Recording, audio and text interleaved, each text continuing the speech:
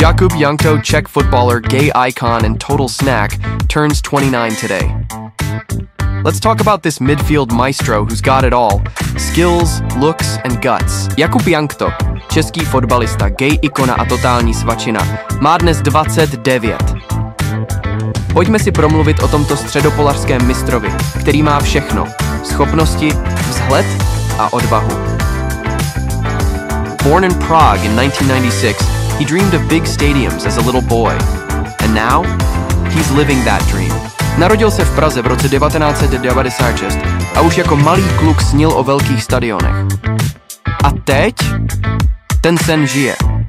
Jakub's career has taken him all over Europe, from Udinese in Italy to Getafe in Spain.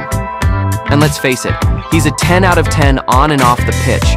Those cheekbones could cut glass. Jakubova kariéra ho zavedla po celé Evropě, od italského Udinese až po španělské Getafe.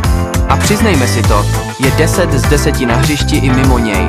Ty lícní kosti by mohly řezat sklo. But Jakub is more than football. Last year he bravely came out as part of the LGBTQ+ community, as the first active footballer at a global level. Respect. Jakub je ale víc než fotbal. Minulý rok statečně vystoupil jako součást komunity LGBTQ+, jako první aktivní fotbalista na globální úrovni. Respektovat. Happy birthday, Jakub, you gorgeous trailblazer. Subscribe if you love seeing courage, talent and beauty in one fabulous package. Všechno nejlepší k narozeninám, Jakube. Ty nádherný průkopníku. Přihlas se k odběru, pokud miluješ vidět odvahu, talent a krásu v jednom báječném balíčku.